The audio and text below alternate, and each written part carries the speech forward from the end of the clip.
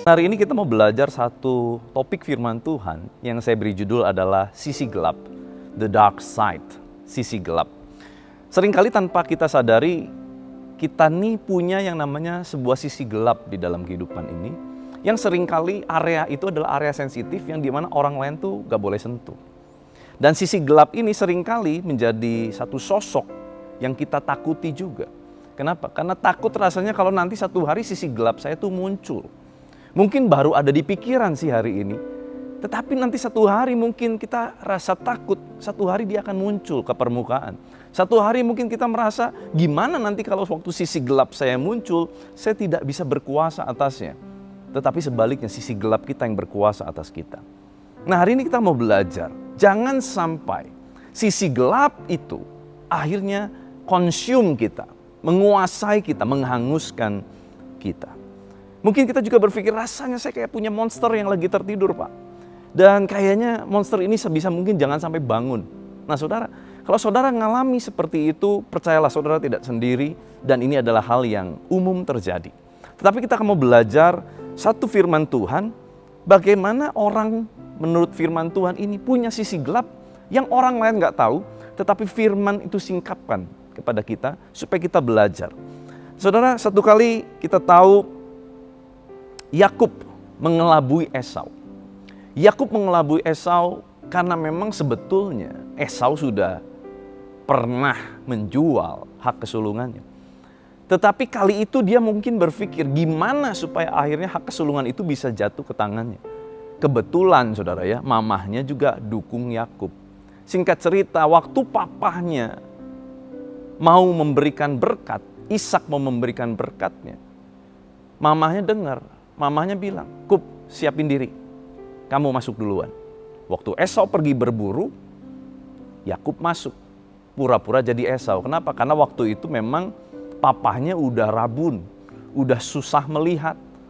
Nah, saudara, singkat cerita, hak kesulungan jatuh kepada Yakub. Waktu Esau menangis kepada bapaknya, Papa nggak ada lagi apa berkat yang bisa dikasih? Papa bilang udah nggak ada. Di situ Esau kecewa, di situ Esau marah. Dia merasa ditipu, dibohongi oleh saudara kembarnya. Dan Kejadian 27 ayat 41 bilang begini saudara.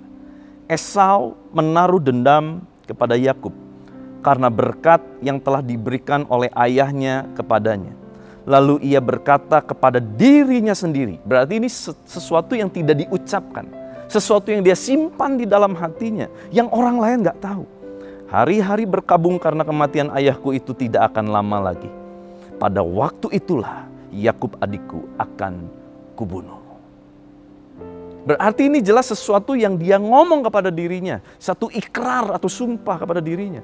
Bahwa tunggu ya. Tunggu. Ada waktunya nanti. Setelah ayah udah gak ada, gue habisin. Di dalam hati ada sisi gelap yang muncul keluar. Gak aneh saudara ya, kenapa naluri membunuh itu tinggi buat Esau? Karena Esau sehari-hari memang kegiatannya apa? Berburu. Naluri pembunuh itu muncul dari dalam dirinya. Mulai menghanguskan Esau. Lalu Esau berkata pada dirinya, tunggu ya. Tunggu ada waktunya nanti, gue habisin. Mungkin ada naluri-naluri yang di dalam diri kita yang selama ini mungkin kita tahan-tahan. Jangan sampai itu keluar karena kita tahu.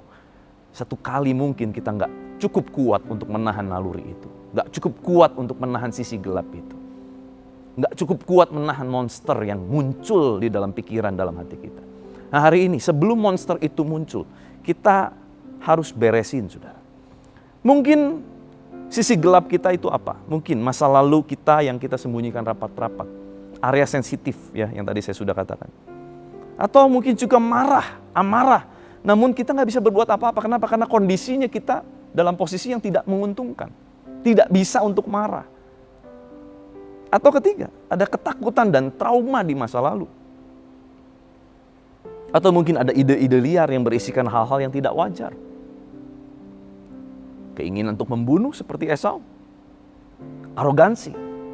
Memang nggak muncul, tetapi di dalam hati sudah ada. Mungkin kalau kesempatan itu ada, dia akan muncul. Kesombongan, keinginan berbuat kotor. Atau mungkin ini, kita tampaknya selalu merendah, namun sebetulnya ingin selalu dihormati dan dipuja. Tampaknya sih minta masukan, tetapi sebetulnya di dalam hati kita yang tahu, kita lagi nunggu pujian. Ternyata begitu didatanginya bukan pujian, tetapi adalah masukan. Dan itu sesuatu yang gak nyaman, padahal itu membangun, kita marah di dalam hati. Kenapa? Karena sebetulnya kalau kita jujur, yang kita tunggu waktu kita bilang, kasih aku masukan, yang kita tunggu adalah pujian. Never know, gak ada orang yang tahu. Penuh strategi busuk. Di dalam hati kita udah punya strategi, nanti aku akan berbuat begini. Sudah sistematis kita rencanakan. Tidak ada yang tahu, tapi Tuhan tahu. Dan hari ini, sebelum kita akhirnya dihanguskan oleh hal-hal yang tidak berkenan di hadapan Tuhan, kita harus beresin, kita harus mengatasinya, kita harus lakukan tindakan-tindakan. Apa? Yang pertama kita belajar, saudara. Bagaimana mengatasi sisi gelap kita? Yang pertama adalah realize. Menyadari, mengenali. Kenalilah sisi gelap kita. Mari kita buat sebuah pemetaan. Kapan ya sisi gelap saya mulai muncul? Oh, waktu dalam kondisi tekanan, sisi gelap saya itu cenderung muncul. Nah, berarti kita sudah mulai melakukan pemetaan terhadap diri kita. Realize, kita menyadari, oh kalau dalam kondisi tertekan, saya harus lebih hati-hati. Kenapa? Karena ternyata kondisi tertekan kita bisa menyebabkan kita akhirnya monster itu bangun. Nah itu, kita lakukan pemetaan. Ya. Kapan sisi gelap itu muncul, situasi seperti apa yang menyebabkannya itu muncul. Mari kita lihat firman Tuhan Efesus pasal 5 ayat 9 sampai ke 13. Efesus pasal 5 ayat 9 sampai 13, karena terang hanya berbuahkan kebaikan dan keadilan dan kebenaran. Dan ujilah apa yang berkenan kepada Tuhan. Alkitab mengajar kita untuk menguji senantiasa apa yang berkenan kepada Tuhan. Jadi ada satu standar yang kitab Efesus ajarkan kepada kita, miliki standar, uji diri kita. Apa yang berkenan kepada Tuhan. Janganlah turut mengambil bagian dalam perbuatan-perbuatan kegelapan, sisi gelap, yang tidak berbuahkan apa-apa. Tetapi sebaliknya telanjangilah perbuatan-perbuatan itu. Sebab menyebutkan saja pun apa yang dibuat oleh mereka di tempat-tempat yang tersembunyi telah memalukan. Tetapi segala sesuatu yang sudah ditelanjangi oleh terang itu menjadi nampak. Sebab semua yang nampak adalah terang. Nah saudara, kalau kita menyadari, wah saya masih punya satu bagian dalam hati saya yang gelap, di mana orang lain gak boleh tahu. Bukan berarti saya ngomong gini kita harus mengumbar sisi gelap kita, bukan saudara. Tetapi kita tahu, kita sadar, kita mau berubah. Kita mau kita berkenan di hadapan Tuhan. Tuhan tolong supaya aku terus hidup di dalam perkenanan-Mu. Betul. Tidak seorang pun bisa berkenan kalau bukan karena kasih karunia Tuhan. Tetapi jalan kita kemudian itu ditentukan oleh pilihan kita. Apakah kita mau terus menjadi orang yang menyenangkan hati Tuhan atau menjadi orang yang menyakiti hati Tuhan? Itu gimana kita, saudara? Nah, mari kita hari ini memilih seperti apa yang kitab Efesus ajarkan kepada kita. Pilihlah yang berkenan kepada Tuhan. Yang pertama kita sadari. Sebab dikatakan segala sesuatu yang sudah ditelanjangi oleh terang itu menjadi nampak. Sebab semua yang nampak adalah terang. Nah, saudara, kata telanjangi menggunakan bahasa Yunani elenko itu artinya adalah diakui. Tetapi diakui di sini bukan berarti kita ngumbar. Tahu nggak? Saya punya sisi gelap ini. Saya penuh dengan sisi gelap. Bukan. Bagaimana kita bisa mengakui sisi gelap kita? Satu, kita carilah orang yang memang bisa menjaga rahasia. Yang kedua, carilah orang yang lebih dewasa rohani. Supaya waktu kita menceritakan sisi gelap kita, orang ini tidak menghakimi kita. Karena kita tahu bahwa dia sudah pernah melalui masa-masa itu. Kalau enggak, nanti kita semakin frustasi. Waktu kita berusaha untuk jujur terbuka. Sebab keterbukaan adalah awal sebuah pemulihan. Banyak kesaksian bagaimana semua dipulihkan Tuhan melalui sebuah langkah, yaitu belajar terbuka. Beberapa saat lalu ada orang DM kepada saya dan berkata, "Pak, saya terlilit pinjol." Dia ceritakan kondisinya, saya menarik sebuah kesimpulan. Waktu dia terlilit pinjol, Walaupun bukan tujuannya untuk tujuan yang jahat, tetapi untuk tujuannya adalah operasi dari mamahnya. Dia nggak berani jujur sama mamahnya bahwa uang yang diberikan oleh dia itu adalah hasil pinjaman online. Dia terlilit utang, dia terlilit bunga berbunga, dia nggak bisa bayar. Dia bingung, bunganya terus jalan. Dia sudah, ibaratnya sudah ngap-ngapan, saudara. Tiba-tiba Tuhan menggerakkan saya untuk ngomong, gimana kalau sekarang kamu mulai jujur deh sama mama kamu. Bahwa yang kamu lakukan tujuannya baik, tapi caranya salah. Dengan ketakutan, dia doa sungguh-sungguh, Tuhan saya minta waktu, supaya waktunya pas. Dan saudara akhirnya ketemu waktu yang pas, dia mulai menceritakan. Hatinya mulai plong, saudara. Beban berat di pundak itu mulai lenyap. Sisi gelap itu mulai dia telanjangi. Kenapa? Karena diakui, iya mama saya salah. Saudara, apa yang terjadi? Gak pakai lama, saudara. Setelah pemulihan hati itu terjadi, setelah yang gelap itu dibuka, ini yang terjadi, saudara. Ada seseorang yang datang, dia tidak kenal teman dari adiknya. Tiba-tiba dia mau nutupin dulu utangnya, supaya minimal bunganya tidak terus berjalan bunga berbunga. Sehingga dia bisa cicil, tidak perlu lagi bayar bunga berbunga. Bagaimana cara Tuhan? Bahkan Tuhan bisa pakai orang yang gak dikenal. Hati harus beres, saudara. Kalau hati kita gelap, gelap seluruh tubuh kita. Mata kita gelap aja, gelap seluruh tubuh. Sedangkan hati, mata hati kita, sumber dari hati nurani kita, kalau sampai gelap, apa yang terjadi? Bahaya, saudara. Mari, cari orang yang tepat untuk kita belajar untuk terbuka. Mungkin pasangan, istrimu, suamimu. Belajar untuk terbuka. Doa sungguh-sungguh, minta tanda, waktu, semuanya tepat. Sehingga waktu kita cerita, kita terbuka. Kita menelanjangi dengan tujuan apa? Kita mau pulih. Kita mau sembuh dari sakit kita. Kita mau pulih dari keadaan kita, saudara. Yang pertama tentu kita akui di hadapan Tuhan. Dan yang kedua, cari orang yang memang lebih dewasa rohani, yang kita bisa percaya untuk kita dapat akui kelemahan-kelemahan kita, sisi-sisi gelap kita. Yang kedua, saudara, apa yang kita harus lakukan? Wake up, bangun, saudara. Jangan terus memberi makanan bagi sisi gelap kita. Bangun dari tidur kita. Bangun dari keadaan kita. Hadapi monster yang ada di dalam diri kita. Jangan cuma gini kita bikin dia tidur aja. Yang penting dia tenang, jangan diusik. Oh, satu kali pasti terusik. Monster itu kapanpun itu pasti akan ada masanya. Dia akan terusik. Kalau kita sudah tahu kita punya monster di dalam diri kita, beresin segera. Wake up, bangun, saudara. Efesus 5 ayat yang 14, kita teruskan. Itulah sebabnya dikatakan, bangunlah hai kamu yang tidur, dan bangkitlah dari antara orang mati.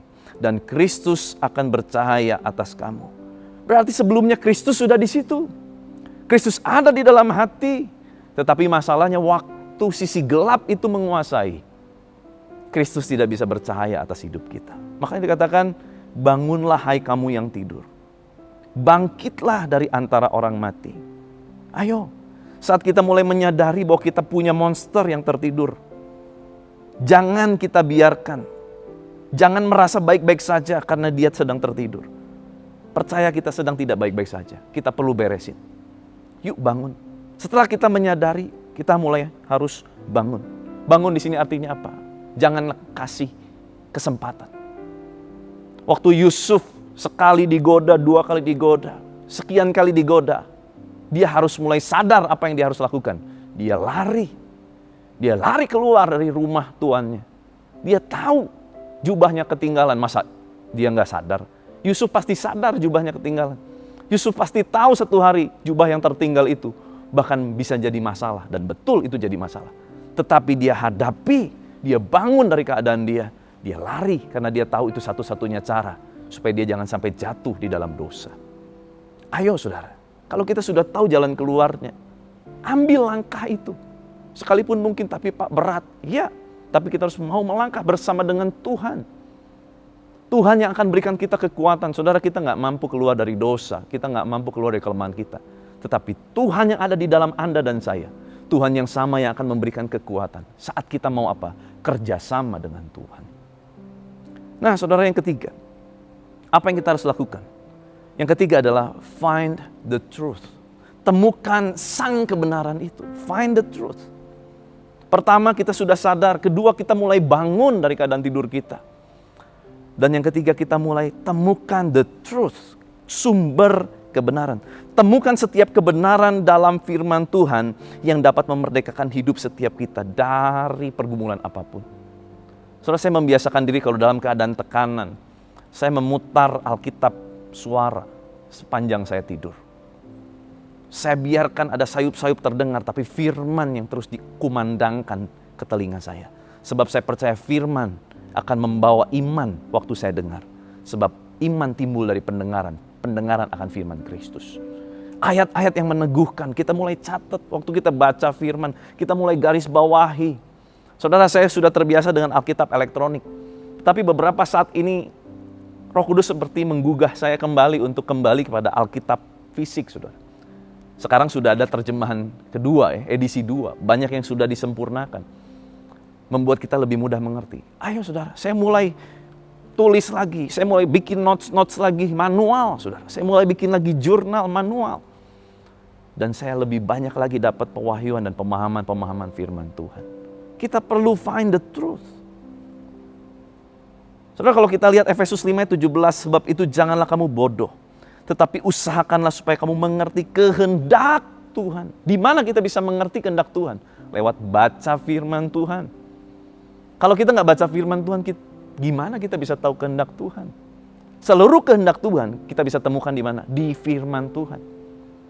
Dengarkan juga khotbah yang membangun iman kita. Itu perlu kita lakukan. Find the truth. Makanya dikatakan, and you will know the truth, and the truth will set you free.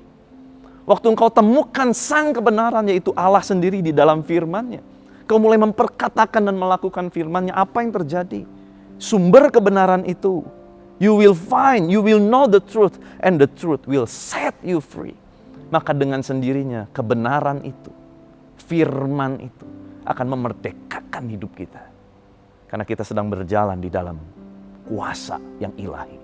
Kuasa yang supranatural.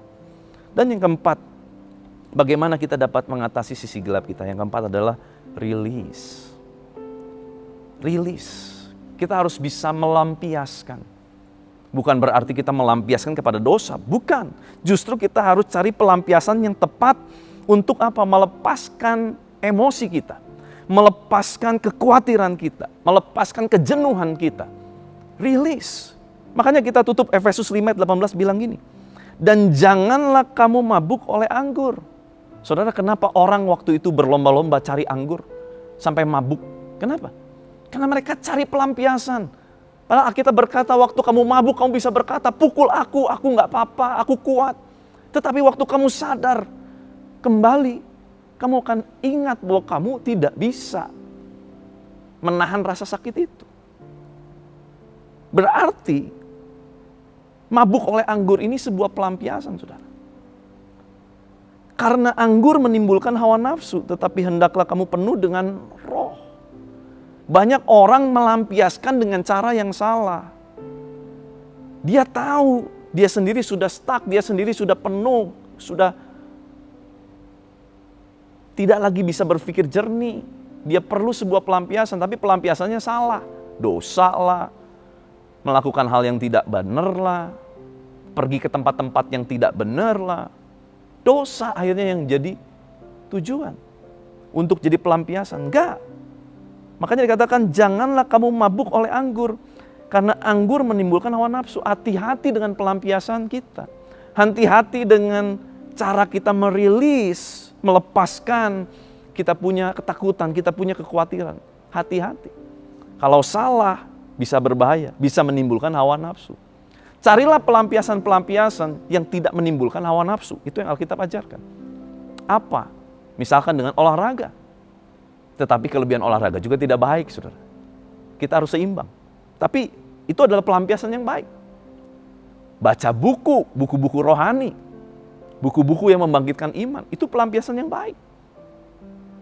Carilah sesuatu pelampiasan yang tidak menimbulkan hawa nafsu. Karena di sini di ayat ke-18, jangan kamu mabuk oleh anggur. Waktu pelampiasannya adalah anggur, minuman keras, minuman beralkohol, obat-obat terlarang. Ya memang sesaat kita merasa kita baik-baik saja. Sesaat kita merasa oke. Tetapi kemudian keadaan kita lebih buruk. kemudian kita akan lebih terikat dengan hal-hal itu. Mari saudara, Alkitab sudah mengajar kita dengan luar biasa hari ini. Apapun yang menjadi masalahmu, apapun yang menjadi sisi gelap yang kau takutkan, yuk kita beresin. Ada cara-cara, ada langkah-langkah yang Alkitab ajarkan. Tapi kembali saudara, kita harus belajar mengatasi sisi gelap kita. Kita harus belajar mengatasi ketakutan kita. Saudara, saya tutup dengan ini. Tuhan Yesus pernah mengatasi sisi gelapnya. Apa? Yesus punya sisi gelap? Ya, pernah saudara, punya. Kapan? Waktu dia mengalami ketakutan yang amat sangat di Taman Getsemani. Sisi gelap yang muncul di mana kemanusiaan Yesus 100%. Dia punya rasa takut. Dia tahu dia harus menghadapi jalan salib. Penderitaan yang luar biasa yang mungkin tidak bisa dia bayangkan. Bahkan Alkitab mencatat peluhnya seperti darah. Para peneliti sekarang canggih, saudara. Mereka sudah menemukan istilahnya, saudara, ya. Bahwa orang dalam keadaan takut yang amat sangat di titik tertentu itu bisa meneteskan darah. Tetapi memang untuk manusia biasa, ini menurut penelitian, manusia biasa belum sampai titik itu, titik sampai keluar peluh darah, itu biasanya sudah meninggal.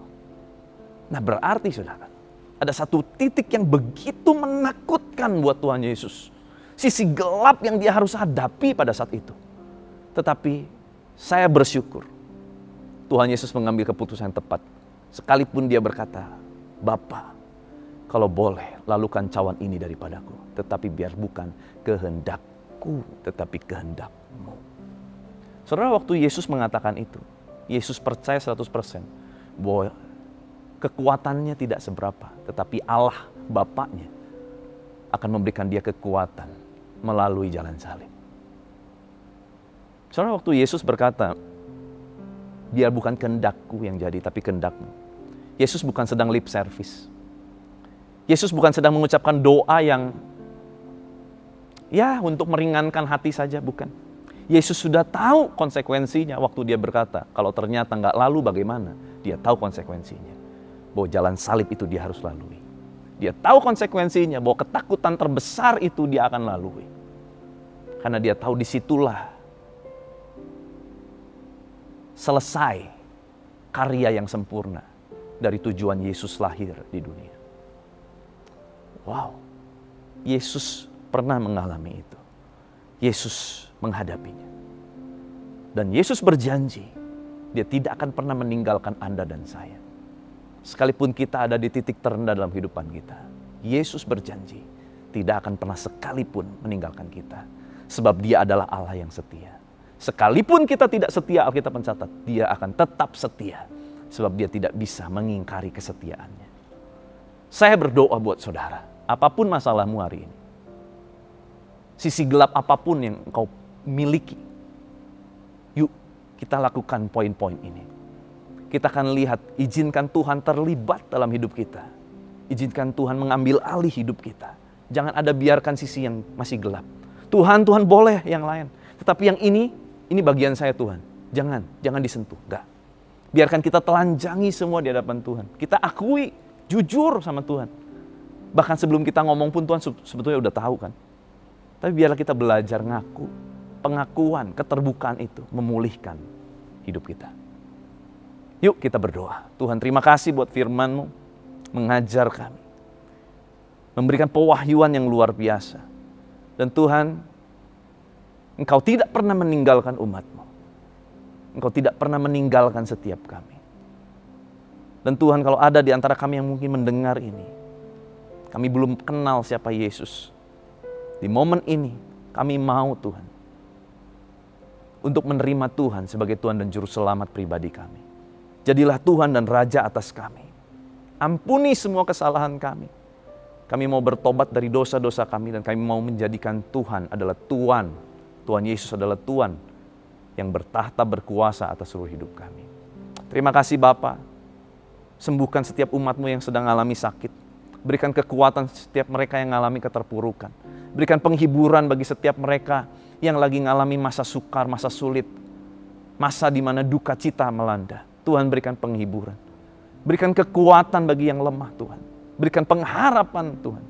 Mujizat-Mu Tuhan curahkan bagi keluarga lepas keluarga. Kami percaya mujizat-Mu akan meyakinkan kami lebih lagi bahwa memang Allah nyata, Allah hidup, Allah bertahta dan Allah berkuasa penuh atas hidup kami. Terima kasih Bapa. Berkuasa kehidupan dan kuasa kebangkitan Kristus mengalir memerintah atas setiap kami. Di dalam nama Tuhan Yesus Kristus, haleluya. Sama-sama kita katakan, amin. Tuhan Yesus memberkati.